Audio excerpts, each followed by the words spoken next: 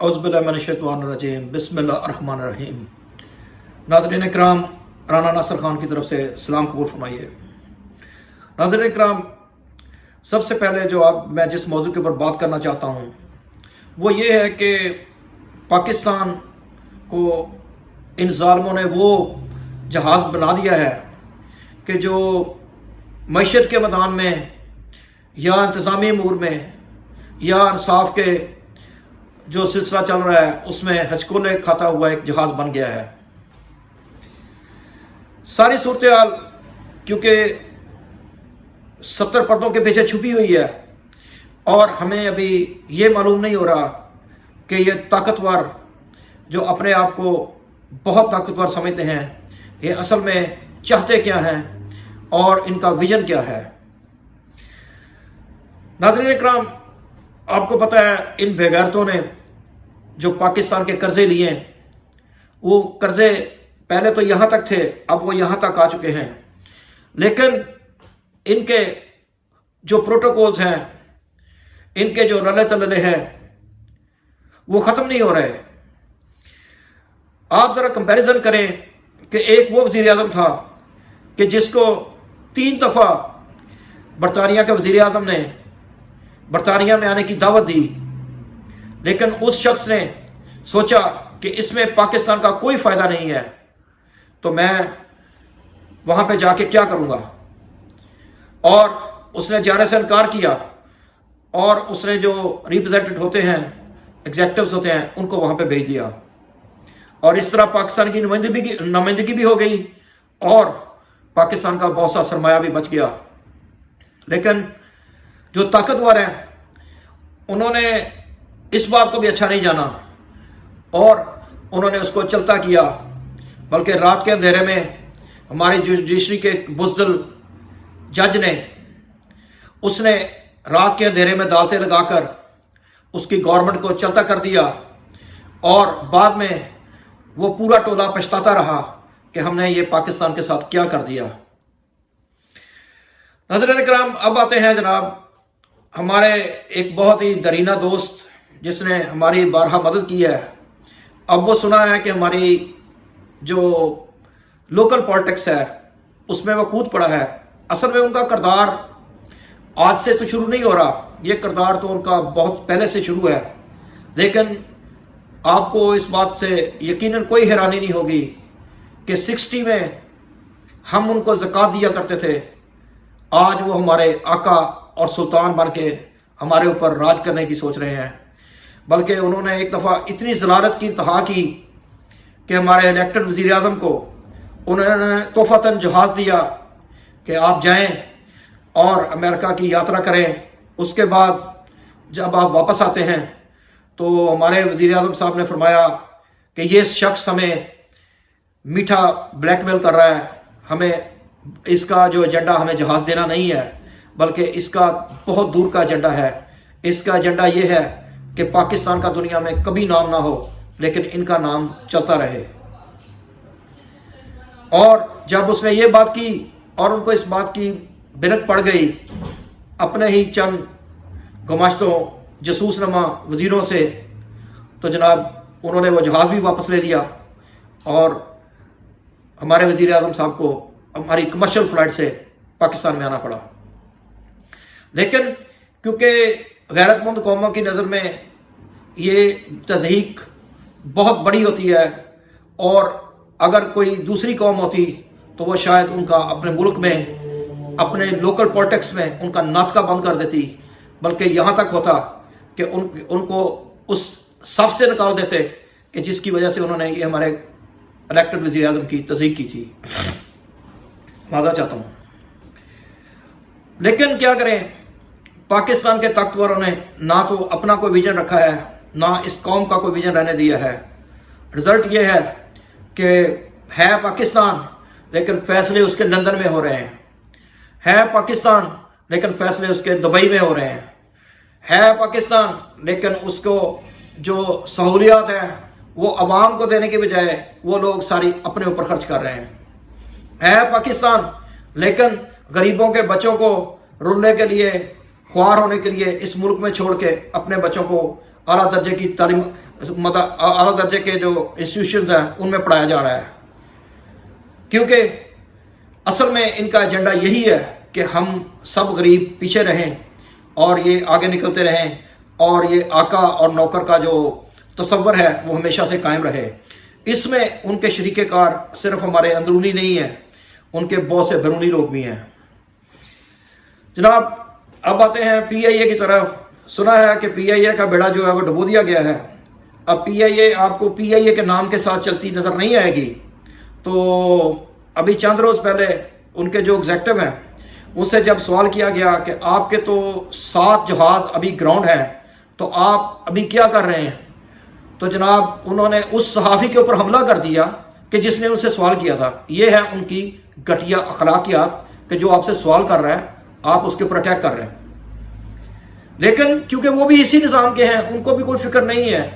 ان executive صاحب کو اس بات کے اوپر کہ جب انہوں نے صحافی کے اوپر حملہ کیا تھا ان کو جیل میں ہونا چاہیے تھا، لیکن کیونکہ وہ اس نظام کے ہیں ان کو کوئی چھیڑے گا نہیں، ان کو پکڑے گا نہیں، بلکہ جو وہ صحافی ہیں ان کے اوپر ظلم و ستم کے جو ہے وہ لازمی پہاڑ توڑے جائیں گے۔ ابھی کل کی بات ہے کہ ایک صحافی کو چلتے پروگرام میں سے اٹھا لیا گیا۔ آخر میں یہ سب کیا درا نہ تو تمام صحافیوں کا ہے، یہ جو یلو صحافت، جو زرد صحافت کرنے والے لوگ ہیں، جو لفافہ صحافی ہیں، انہوں نے اصل میں یہ اپنی غیرت، اپنی حمیت، اپنی عزت چند ٹکوں کی خاطر بیچ دی ہے، اور اس کا رزلٹ یہ ہوتا ہے کہ اب طاقتور جو ہے وہ ان کو کسی جگہ کے اوپر بھی، کسی قوانین کے تحت بھی، اور اگر ہو سکے تو کسی قانون کا سہارا لینے کی بھی ضرورت نہیں، وہ ان کو کسی وقت بھی اٹھا لیتے ہیں اور ان کی پھر لاش یا تو کہیں کینیا کے جنگلوں میں ملتی ہے یا کہیں نہر میں ملتی ہے،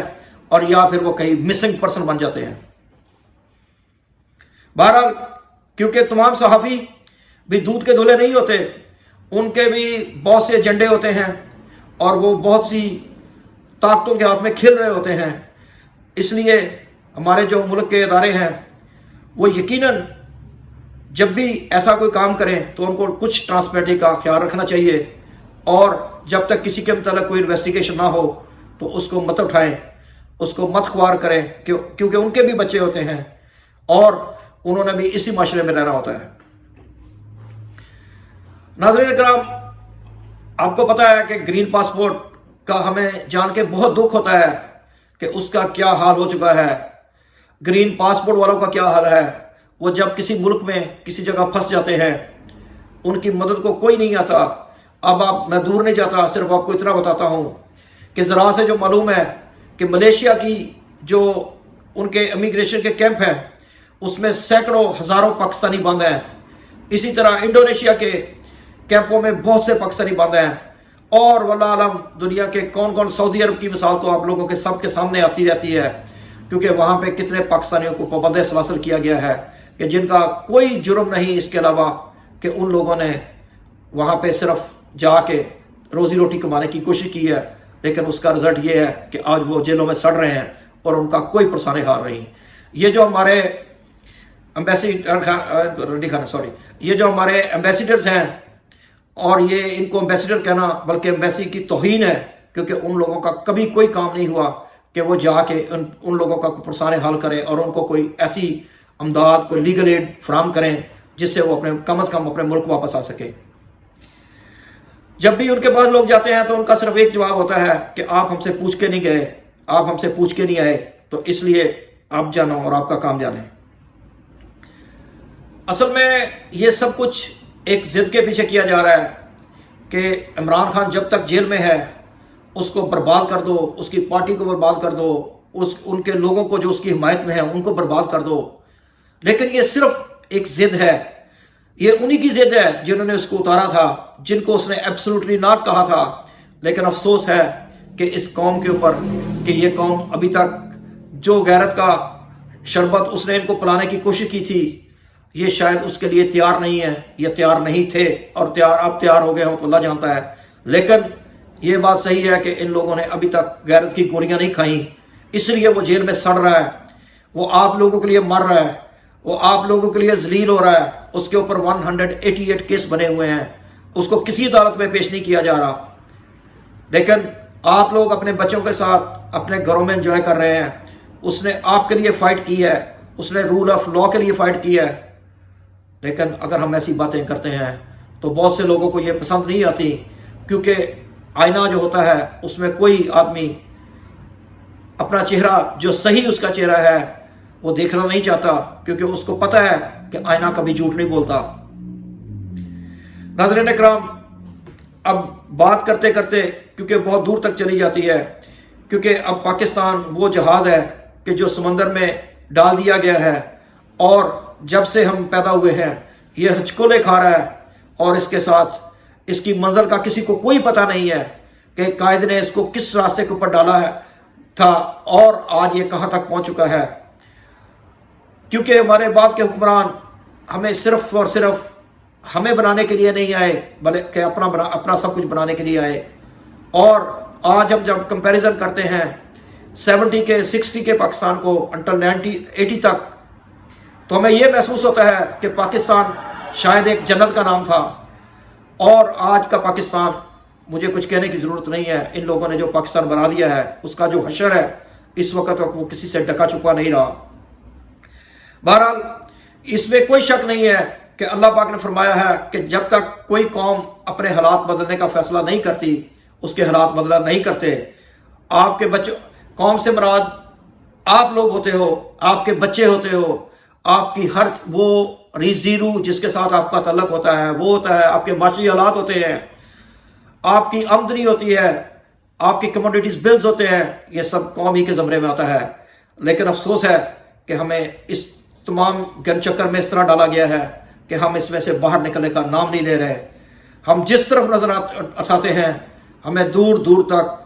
ہمیں یہ نظر آتا ہے کہ ہمارا کوئی پرسان حال نہیں ہے. لیکن یہ سچ ہے کہ جب تک ہم اپنی عزت, اپنی رسپیکٹ کرنا خود نہیں سیکھیں گے تو ہماری کوئی رسپیکٹ, کوئی عزت نہیں ہوگی. دنیا کا کوئی ملک ہمیں نہ عزت دے سکتا ہے, وہ تیل دے سکتا ہے, وہ تیل کی دھار دے سکتا ہے, لیکن نہ وہ ہمیں عزت دے سکتا ہے, نہ وہ ہمیں جو رسپیکٹ دے سکتا ہے. وما الن بلا. تو نیکسٹ ٹائم کے لیے رانا ناصر کو اجازت دے دیجیے. السلام علیکم.